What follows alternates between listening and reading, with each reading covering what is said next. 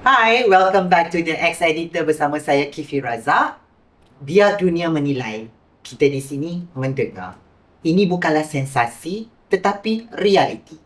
Meningkat kisah suka duka, jatuh bangun dan kejayaan yang boleh dijadikan inspirasi. Tetamu saya kali ini seorang sahabat yang lama saya kenali dalam industri ini. Kali ini kita akan menyingkap ataupun berbual lebih banyak tentang reflections, identity, psikologi dan women's behind the headlines. Kita menyelami kisah jiwa dan pemikiran Datin Nurjuma sekarang. Assalamualaikum Datin. Thank you so much for your time today. Thank you. Yay! At last, you are here. Ya, sebab berkali-kali Kifi memang fantastic. Sebab berkali-kali tunda sama balik tunda. And actually Datin Nurjuma tak pernah mengecewakan I sepanjang I as editor Nona before. Shoot cover Nona berapa kali? You remember? Ya, Satu banyak lah. Datuk Siti. Datuk Siti satu cover. Dengan Kak Aida, Kak Dina. And then you remember for Ebi Abadi, Natasha Hudson, Natasha Hudson, Ebi Abadi. Lepas tu siapa itu? Irma Hasmi. Irma Hasmi. Yang tu Yes. musim The Wave of Hijabista. Betul. Yes, Betul. Kifi memang professional. And you in a single cover, tak payah cakap lah. A few times. Ya. Thank you so much for Terima kasih, always Fifi. support me and also of course Nona, magazine Nona before. But your job is good. Thank you so much. Kita jangan buang masa. Nak dapat Datin Nurjuma ni bukan senang. Tapi macam saya kata introduction tadi, we more into the deep punya conversation today, into jiwa dan pemikiran women's of the headlines. I pun takut dengan Kifi sebenarnya. Dia manis. Okay, shoot. Datin cuba. Okay, I cuma mempertahankan. You dah main social media sekarang, I tengok. Kan, yang tu orang kata mengikut arus supaya tidak tenggelam. Dan bila dah ramai media, lepas tu kontroversi, macam-macam kontroversi. Kontroversi pertama yang perlu I tanya, apa cerita kes Bentley kereta dekat tepi jalan tu? Yang tu sebenarnya tak ada kes. Yang tu cuma kes kereta air warna kuning. Mesra media. Mesra media, bukan mesra. I mula-mula macam, macam kenal je. Sebenarnya tak ada isu pun. Tak ada. Tak ada. Sebenarnya isu, I don't know. I mean like for me, maybe isu kerajaan memerlukan perhatian I. Perhatian apa tu? Tak ada isu. So Kerajaan ke you memerlukan perhatian di social media? I tidak memerlukan perhatian social media. Secara jujur dia macam ni. Sampai satu tahap dalam kehidupan, I tidak memerlukan perhatian social escort, social follower. Because we are already in the industry and we are too busy with businessman. So no time for social attention. Jadi cerita kereta kuning tu, I think memang kerajaan memerlukan perhatian I. When dia kerajaan berikan perhatian. Okay, tapi so far yang I kenal Datin Nurjuma lah, she's a humble person, tak menunjukkan kekayaan ataupun tak macam ada setengah-setengah yang menunjuk dia punya kemewahan. Dalam perniagaan tu mesti tunjuk kemewahan. But lately I boleh nampak benda tu ada unsur-unsur itu dalam kehidupan you. So dari itu je barang yang diperlukan untuk manusia melihat kita Asset you. supaya kita tidak dipijak. Okay. Ada satu mantra yang akhirnya I bersetuju dengan orang yang cakap perkara tu. Okay? Being humble put you in trouble. Be humble put you in In trouble. trouble. Jadi mula-mula I tak setuju dengan perkataan tu. I tak setuju dengan mantra tu. Some VIP were saying that to me. But after a while, I said, macam ada kebenaran dalam falsafah itu. Jadi sikit-sikit supaya kita tidaklah dianggap sebagai orang kata melukut di tepi gantang. Jadi kita pun ambil gambar, orang kata kita tidak memerlukan harta benda dan belas kasihan orang. Okey. Tapi antara, kalau kita katakan, antara kekayaan tapi orang tak suka, antara tidak menunjuk kekayaan, bersederhana, tapi orang suka. Pada I pula, I tidak menunjuk apa-apa pun, sama ada kekayaan ataupun kesederhanaan. Cuma sekadar kebetulan, itulah gambar. Terus macam, wow, drive Bentley. Mungkin pada yang tidak tahu. Sebab itu je kereta yang I ada. Nanti bila I beli Proton ataupun I drive Honda pun I ambil gambar juga. Cuma media tidak memberikan perhatian. So, maknanya, you waktu tu memerlukan perhatian lah. Maknanya, I tidak memerlukan perhatian untuk apa yang kereta I pandu, rumah I di mana. Tetapi media akan sentiasa mengejar. Saat I drive Honda, I drive kereta kancil, I pinjam kereta kawan, saja for fun. Dan siapa pun berhentikan kereta tu ambil gambar di tengah-tengah jalan besar. Kalau I drive sports car, sama ada it is my Bentley ataupun my i8 or my McLaren, fantastic. The media attention is cool. Do you know what? Yesterday I'm with Ashraf, anak Datuk K. Dia kata, Kifi, I lalu kat jalan, I nampak kereta Bentley you. Nojuma punya kereta, dia kata dia stop. Dia nak honking tinggi tu macam nak lambai, tapi you're busy with your handphone maybe kan. So dia macam, wow, because of the colour kereta tu. Semua orang boleh stop dan tahu, that's Nojuma. Sebenarnya, tak adalah penting mana pun. Tak ada apa yang pentingnya. Kereta tu dibeli hanya semata-mata kerana I like yellow. And my man said, get something that you like. Okay. My man said, Yeah. and baru ni video, kedua satu video, Ya happy birthday abang. You know what, people text I, Ah. Kifi, siapa abang dia? Siapa abang dia tanya? Tolong nanti. Itu cinta hati beta. Cinta hati beta, hak beta. Baiklah. Saja. Okay. Isu seterusnya. Ucapan Kifi dia macam ni tau. Penjelasan. I sikit nak bagi penjelasan. I kata, Silakan. Mari tu. ucapan peribadi kepada seseorang yang dekat di hati. Itu privacy. Bukannya I tampal dalam social media. Sekadar untuk memberitahu kata, okay, we don't have event, we don't have private function for the birthday, but I appreciate my man umur panjang, Alhamdulillah. Jadi kat situ je lah. Kalau semua benda menjadi viral, I macam taklah. Ya, sukalah. Hati beta. Macam mana apa? Cinta hati beta. Cinta hati beta. Dia buat drama tu dalam dia tu. Cinta hati beta. Dia jadi producer. Okey. Ada lagi. Sebab yang ini semua yang I tanya you ni. Soalan yang orang hantar dekat you, Yeah. you tolong tanya dekat I. Seriously Yes. ni PM dekat my personal dan setiap kali kalau I keluarkan video Juma sebelum ni dari Juma mesti ada. Kenapa Juma tak boleh bayar saman? Kenapa tak bayar begini ni? Kenapa semua? Bayar kes saman tu sikit je kot. Ya. Sebab kadang-kadang jadi Nur Juma with all the name in front of behind her name, RM1 menjadi isu, RM1 menjadi isu, sekali-kali dia jadi isu. Dan Nur Juma pula kadang-kadang kan dia ada satu penyakit, alang-alang semua orang nak bersembang kan. I tak tahu je.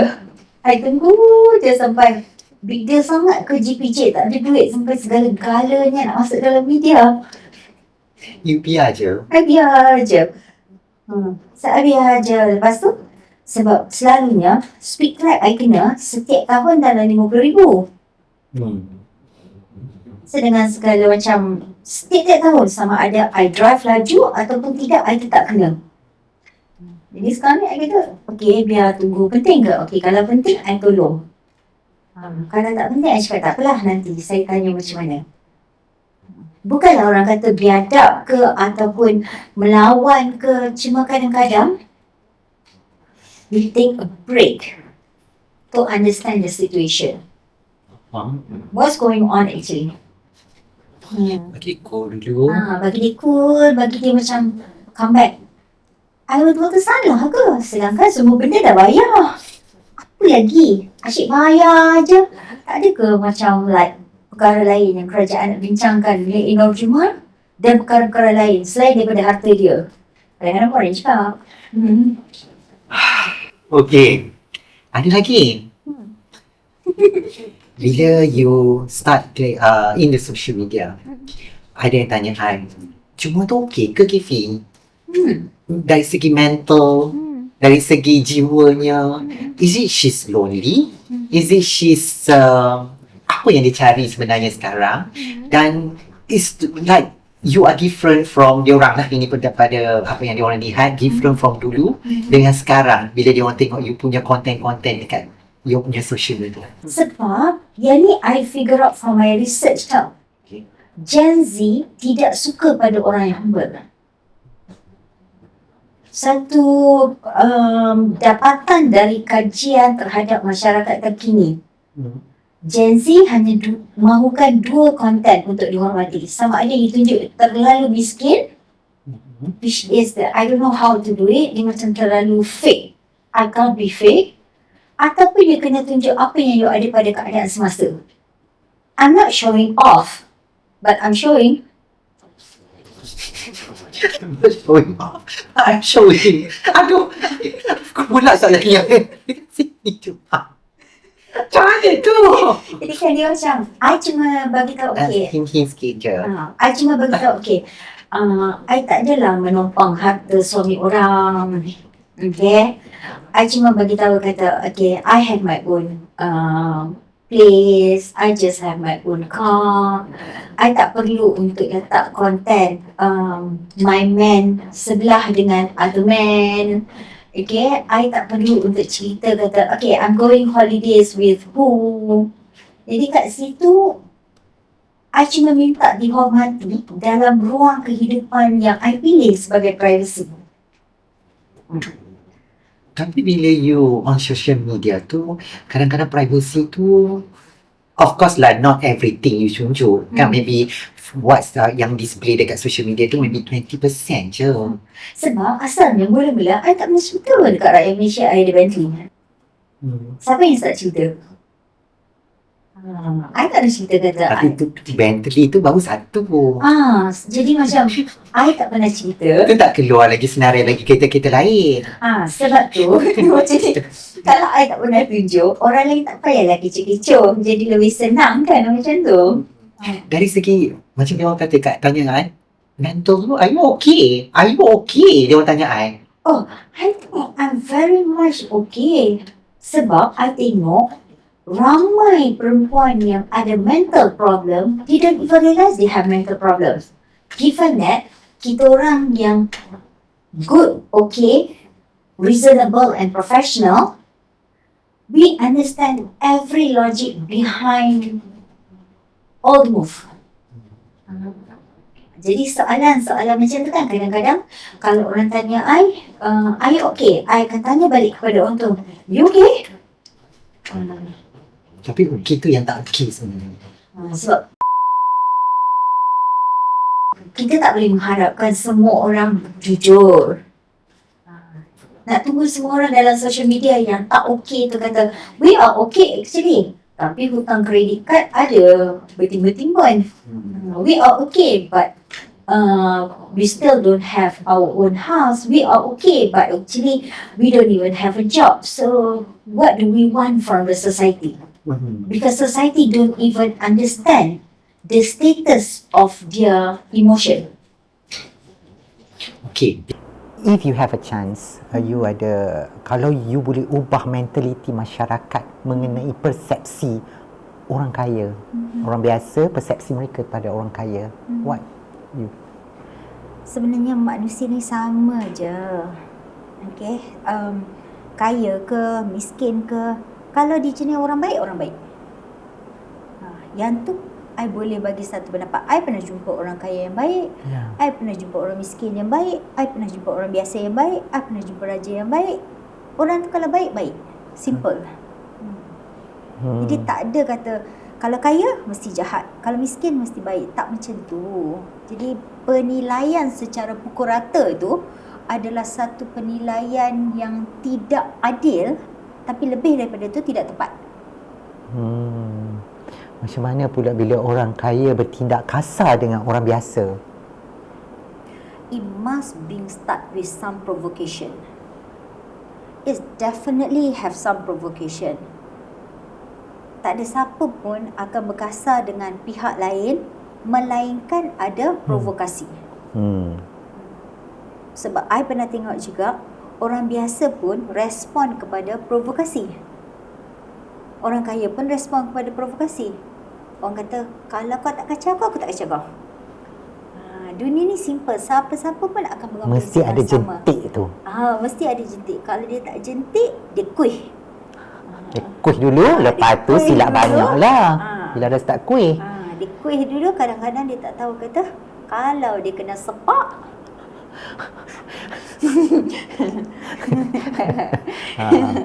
sakit tak sakit tak? Macam tu. Aduh, itu kita masuk kes sepak.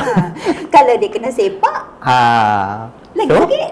Siapa nak tanggung kos pula rawatan itu? Kadang-kadang kan masyarakat ni dia orang suka tengok lifestyle orang kaya. I tak tahu kenapa kita cakap tentang kaya lain ni Tapi tak apa, kita borak dulu. Tak apa. Orang kadang-kadang masyarakat biasa ni dia ada yang dia orang suka tengok lifestyle orang kaya yang memang kaya-kaya, tapi dia orang tak suka tengok bila orang biasa jadi kaya.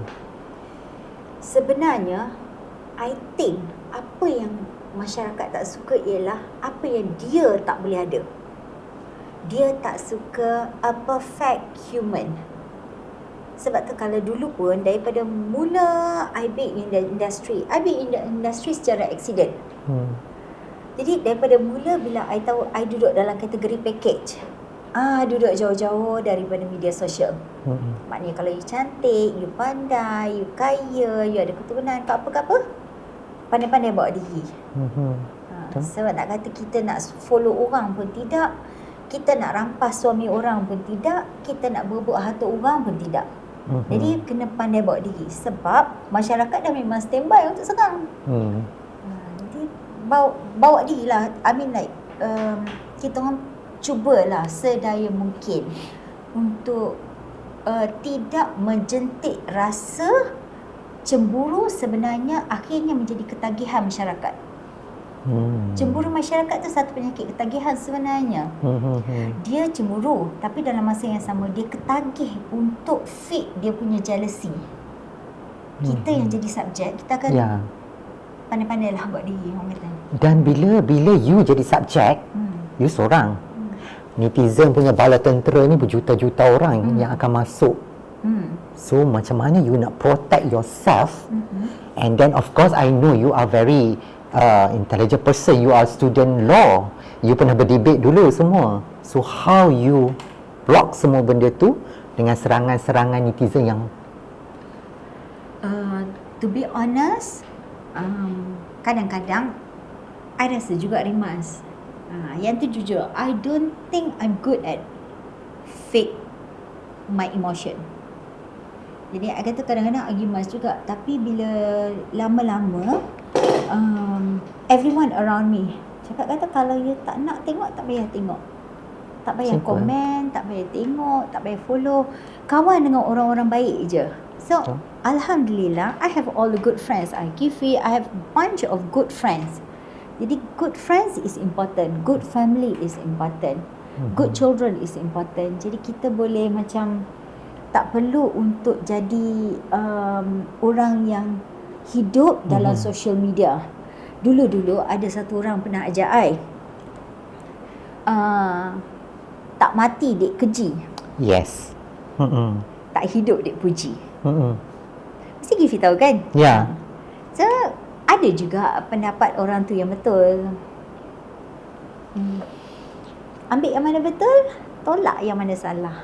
Agree, betul.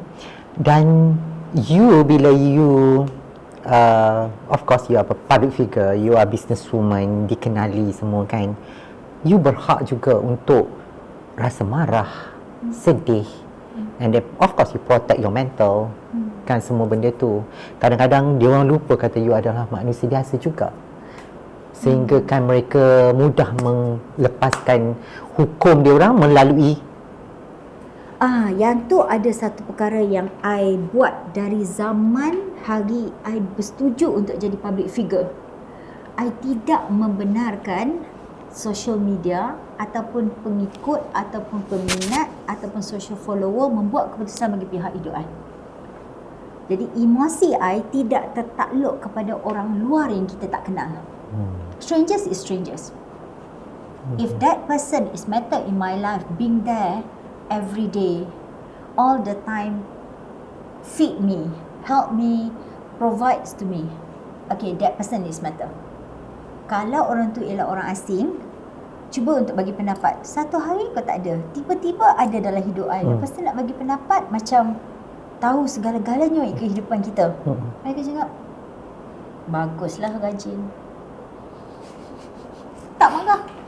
Mungkin pendapat-pendapat macam tu membuatkan orang kata, dia kenapa? Dia tak marah? Tak. Buat ambil boras tu. tiba-tiba nak bagi pendapat yang muncul kan. Tiba-tiba nak bagi pendapat, lepas tu tiba-tiba nak bagi pendapat yang kita nak kena dengar pendapat dia. Dia cakap, taklah kot. Jadi I dah pilih untuk being selective sejak 20 tahun dulu.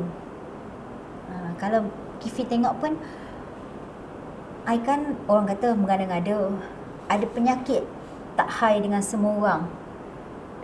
Jadi mungkin penyakit I yang tak high dengan semua orang tu selamat tau.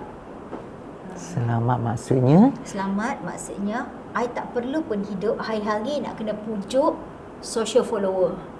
Oh please be my follower, you don't puji I terus buang you dari senarai. I dislike ke apa ke, tak ada. Jadi yang tu ada hikmah di sebalik tindakan-tindakan yang dianggap sebagai tidak popular, tetapi tindakan-tindakan yang mempunyai kesan baik jangka panjang. Okay. Dan saya difahamkan Nojuma will come back with you punya collections, new collection hari Juma. I nak buat butik sebenarnya. Buka butik. So, do you think that the business concept yang mungkin 10 tahun dulu masih lagi relevan untuk you apply now? Or what's the kesilapan dulu yang you tak akan buat dah untuk this time?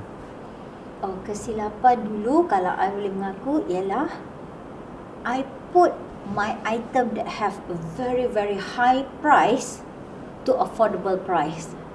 Kita terlalu humble. The new concept will be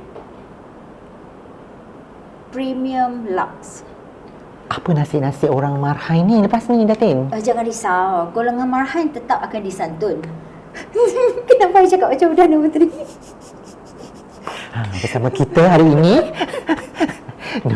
teruskan pengacara Nona TV, mana tahu mana tahu kita akan bergabung untuk buat Nona Media. Why not? Okay, why not?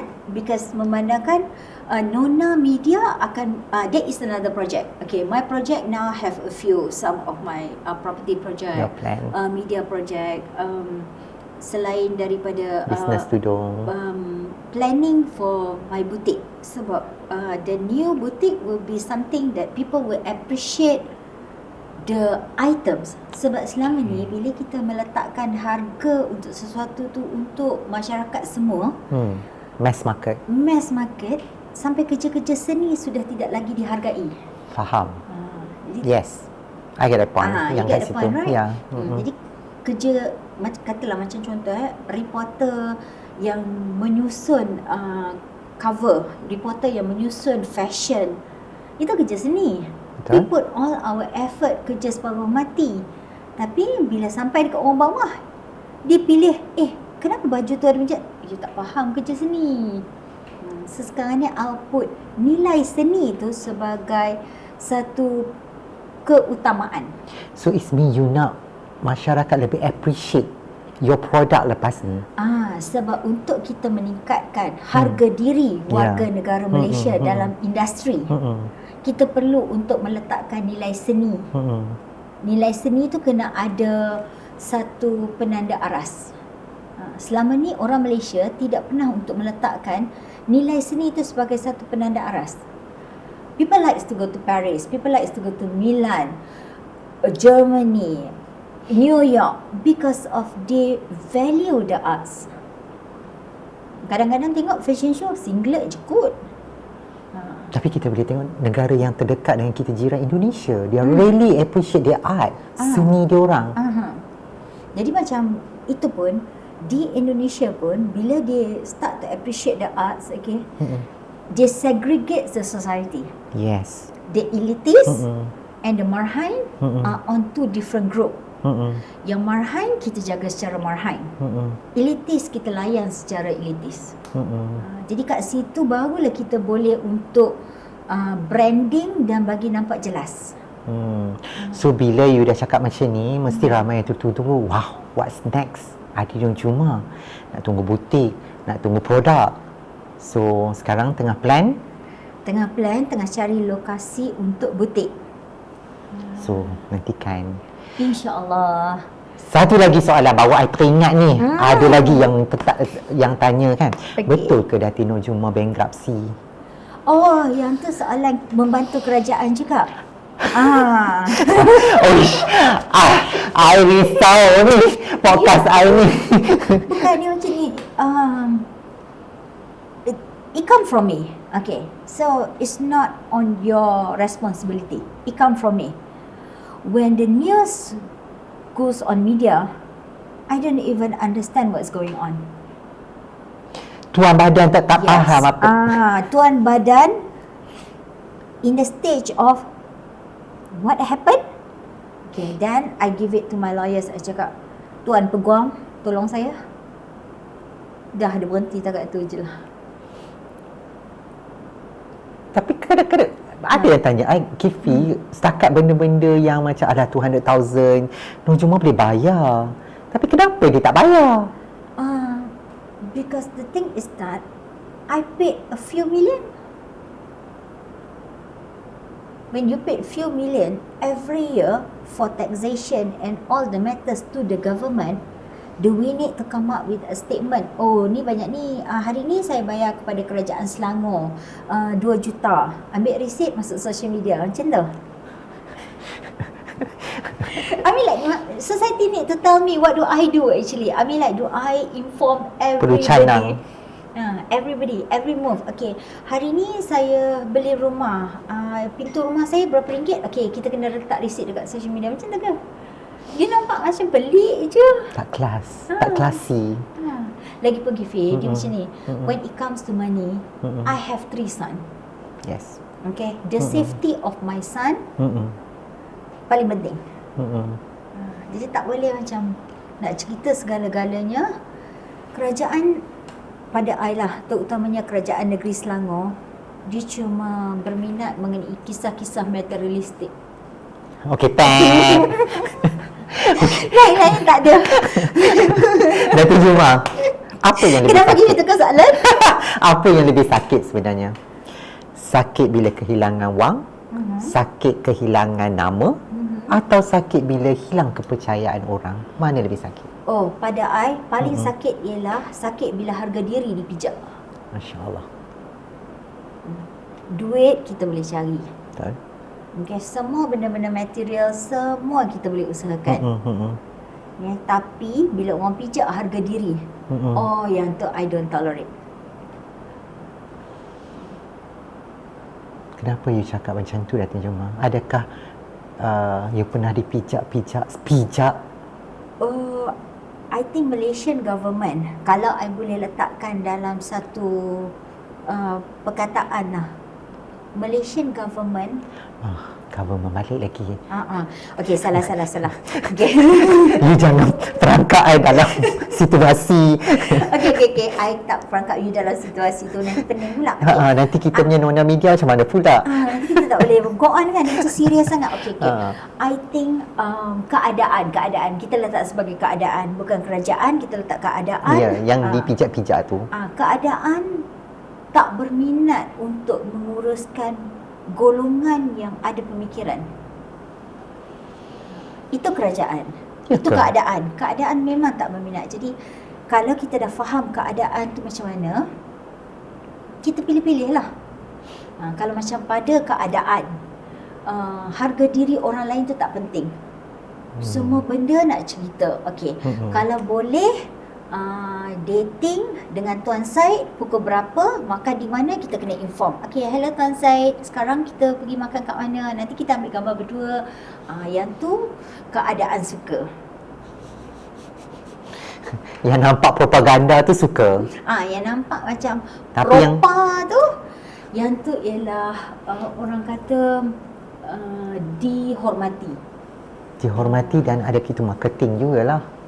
Sebab pada I kan, marketing pun agak-agak lah pilih-pilih. Janganlah sampai marketing tak boleh pilih langsung kan. Subject of the marketing. Masa I sekolah dulu, kita orang ada belajar satu subjek tau, kita panggil Principles of Marketing. Principles of Marketing akan menentukan sejauh mana jenama itu tulen dan jujur kepada pengguna. Okey, soalan seterusnya. Silakan. Mana yang lebih susah? Menyerang kawan yang menjadi musuh depan mata ataupun kawan yang tikam daripada belakang?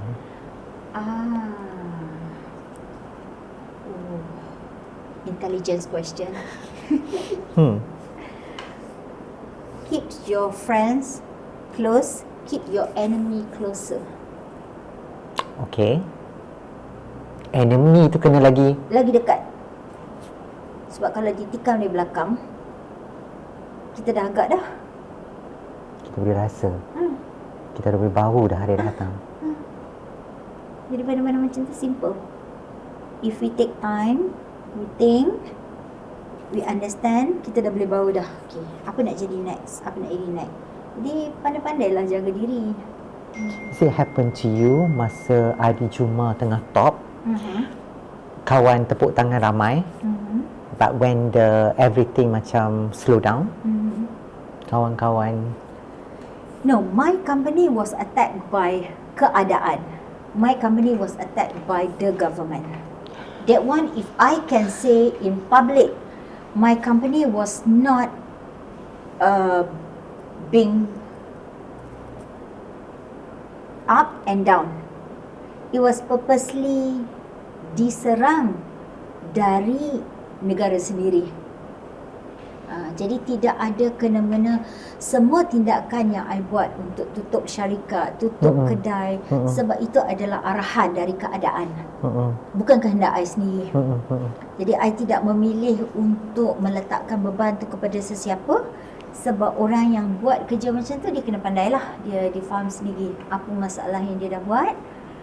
Jangan datang balik tanya dekat I, kenapa business you ada ups and downs? I was like, I don't know.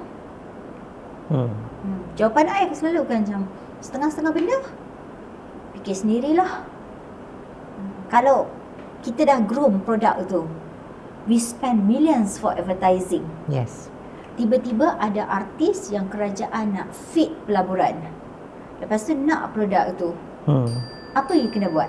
You cuma perlu untuk serang the original brand. Itu taktikal.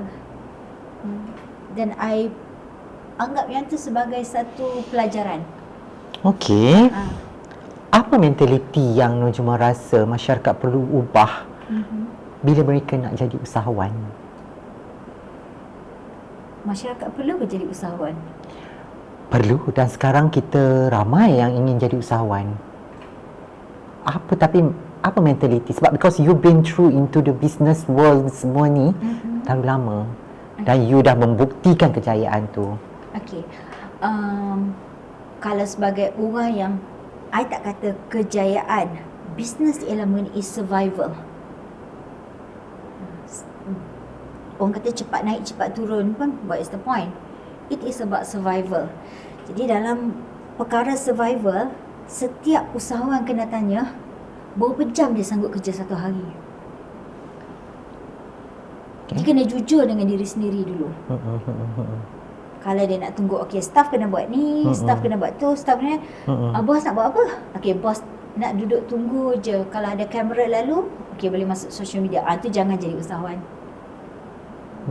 Sebab usahawan kena jadi tukang cuci pejabat. Usahawan lah kena tunggu staff datang kerja pukul berapa. Usahawan lah kena susun duit kita untuk bagi gaji kepada staff. Jadi usahawan ni adalah satu makhluk pelik yang kadang-kadang I kata siapa yang berangan nak jadi usahawan kena sanggup kena sawan. Betul. Kalau sanggup, silakan jadilah usahawan. Sebab tak semudah, harga tu tak semudah untuk menjadi seorang usahawan yang berjaya. Kau menjadi sawan dulu. Faham? Adalah tu. Ada lagi. Kadang-kadang kan kita tengok kan, orang Malaysia ni, netizen, bukanlah nak kata netizen saja, orang Malaysia kebanyakan kan bila orang tu berjaya, especially wanita, bila dia berjaya, dia sukses, orang akan tanya, macam mana dia berjaya, duit tu daripada mana? Oi, duit Kenapa daripada I lah. Mestilah duit suami I yang bagi. Tak ada nak Abi jawab. Apa yang dia buat sampai dia ke situ? Betul lah duit daripada suami I. Betul kan soalan tu? Yelah, jawapan ni kena jawab jujur je. Duit daripada suami I. Habis kita habiskan duit suami buat bisnes, lepas tu habiskan duit sendiri buat bisnes, lepas tu dah ada dua modal, grow the business bagi sebesar-besarnya, lepas tu tanya dekat suami, nak balik tak duit you? Dia kata tak apa, you simpan. Itu konsepnya. Jelas. Terjawab. Yes. Tak payah nak kona sana kona sini. Dah. Bagus. I like it. Apa definisi cinta bagi Nur Juma sekarang? Cinta hati beta. Cinta hati beta. So, apa cinta bagi Nur Juma sekarang? Dia macam ni, orang katakan cinta tu, nak tahu cinta tu betul-betul cinta ke tak kan? Keupayaan kita untuk berkongsi sepenuhnya. Kongsi apa tu? Hayo, you ni macam-macam lah.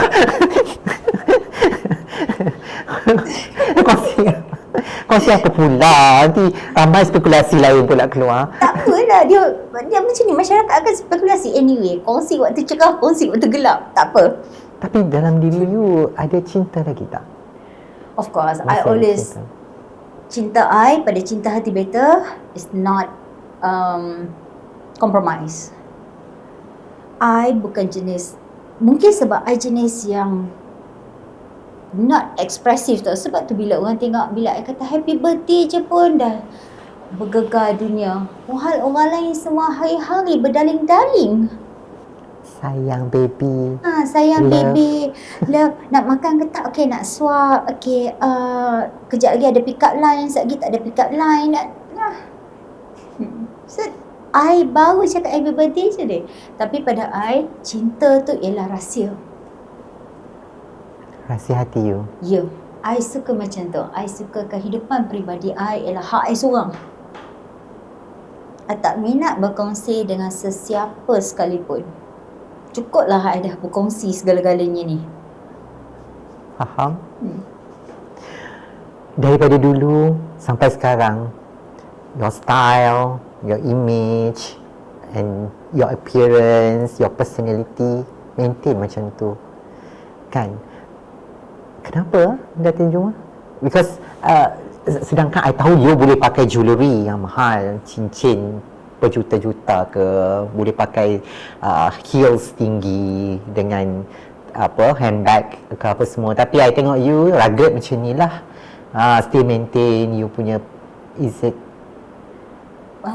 Sebab yang tu lebih mudah, simple. I suka sesuatu yang simple. Lagipun my man suka sesuatu yang simple. No drama, not all the time attention seeker. Okay. You sendiri sebut attention Ha. seeker. Tapi bila berlakunya kontroversi kata belah Pak Gad punya kondo lah. Tak buat pun. Tak ada. Tak. Habis mana mai kontroversi cerita semua tu? I ke yang upload. Okay. Ada tu. Jadi kalau bukan I yang upload, bukan I yang mencari kontroversi, ada I pernah share the issue with anyone? Tak. I tidak memerlukan sebarang perhatian sebegitu. Itu digembar-gemburkan oleh media yang I kata, kalau media yang memilih untuk mencipta kontroversi, orang akan cakap, kalau tak ada angin, manakan pokok bergoyang. Okay, jawapan tu kita orang dah curated 10 tahun dulu. Ada monyet tolong tendang.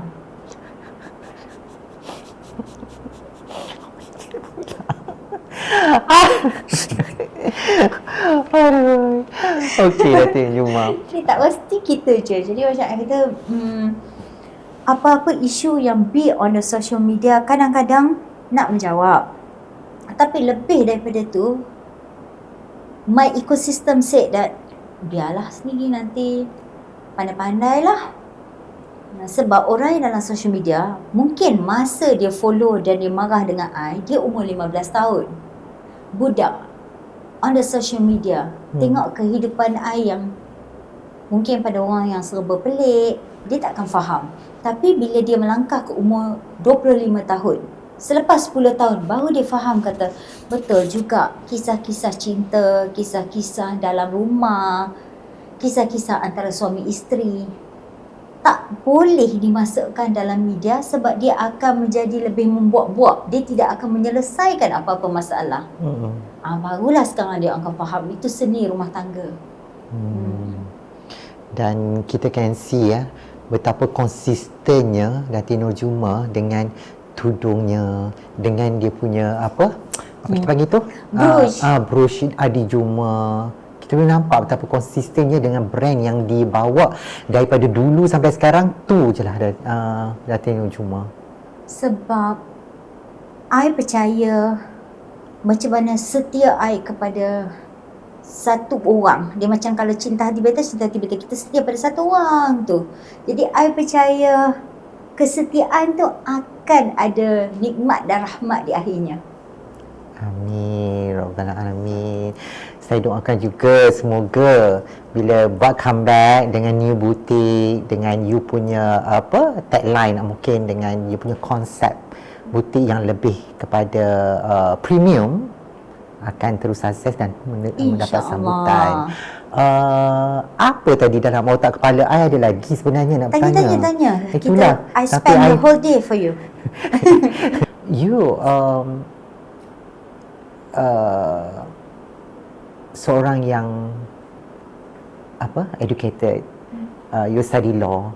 I study actually, this is what I was trying to correct just now. I'm doing a double degree. I done double degree actually, economic and management science. Okay, silap. Okay, economic and Management science. management science. So, macam mana ilmu-ilmu itu untuk you apply for your ni dengan keadaan suasana? Kadang-kadang orang kata apa yang kita belajar dulu mungkin tak boleh ambil, semua dah tak relevan sangat untuk keadaan perniagaan sekarang. Sebab apa yang I buat ialah I sentiasa cari textbook yang baru. I ada satu hobi suka baca textbook. Jadi katalah textbook dulu first edition. Lepas tu kita cari di tempat-tempat yang ada jual buku, the latest textbook. Sebab bukan semua benda I tahu. Ada juga benda yang I sentiasa perlu belajar.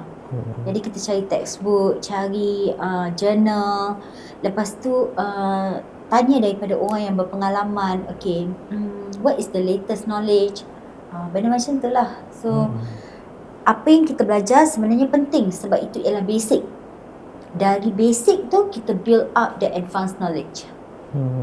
Okey, jadi kita akan boleh untuk menguruskan kerja dari satu tahap ke satu tahap. And then bila kita nanti, bila orang Google lah nanti kan, katalah I nak pergi kerja dengan Adi dan Juma lah. Bila orang Google keluarlah pula story. Kan, kes-kes sebelum ni. Orang takutlah nak kerja dengan Datin Nur Juma. So jawapan dia tak apalah. siapa nak?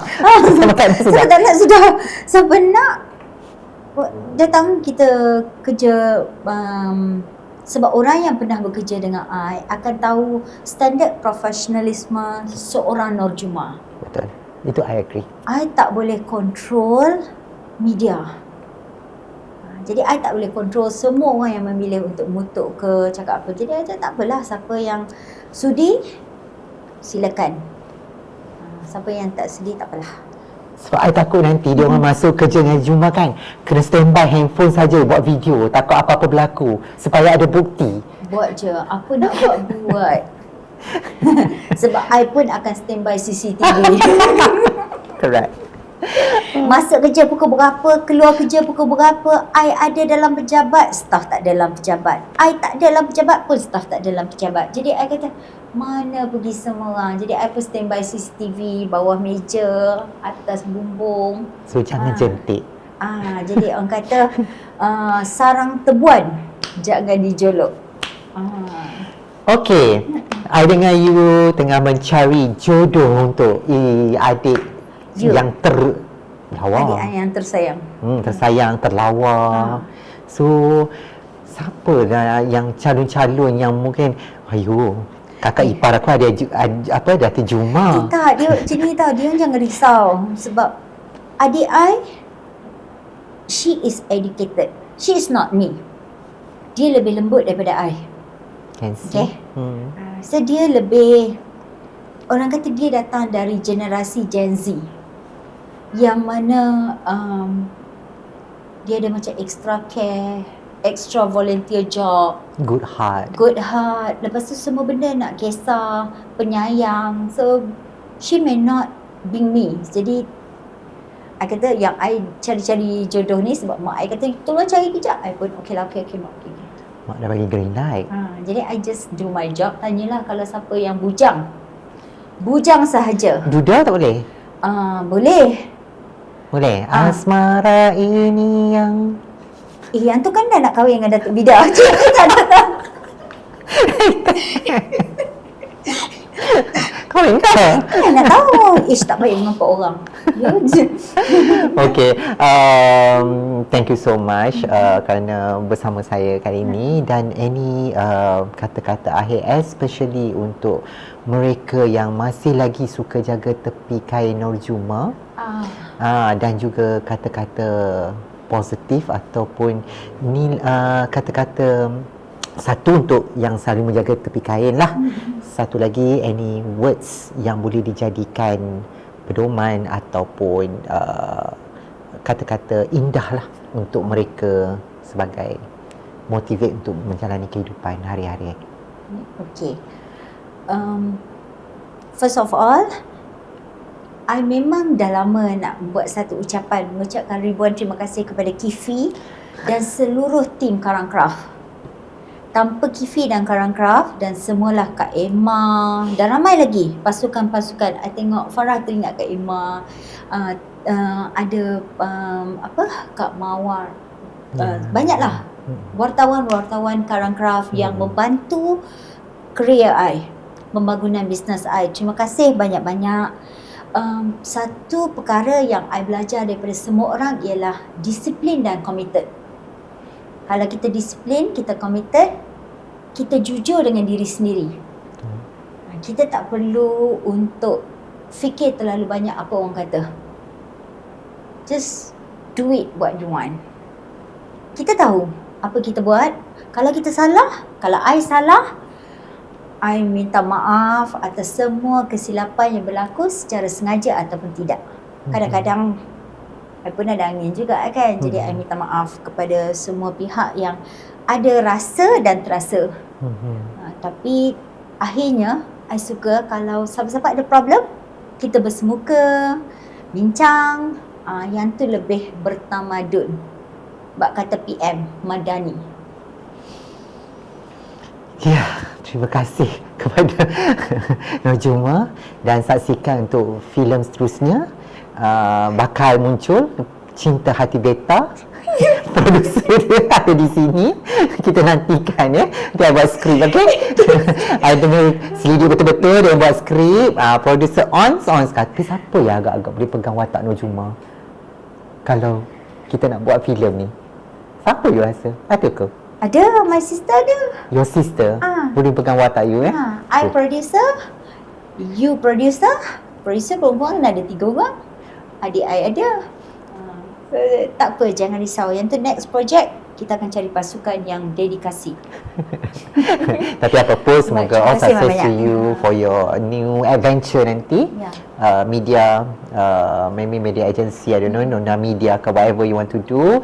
And also for your comeback Adi Juma in the premium punya business. Ya, terima kasih banyak-banyak Kifih. I mean like, thank My you. pleasure always. Thank you for your Always time. listen to me, my side of the story. Bukan semua orang sanggup untuk tanya my side of story kan. Okay. Terima kasih banyak. Dan thank you kasih. juga kerana sudi membuka ruang hati dan bicara you untuk berkongsi dengan semua. So, Maaf saya batin. maaf saya batin. Saya sama juga. So, kita jumpa lagi di next episode. Thank you so much. Bye. Assalamualaikum.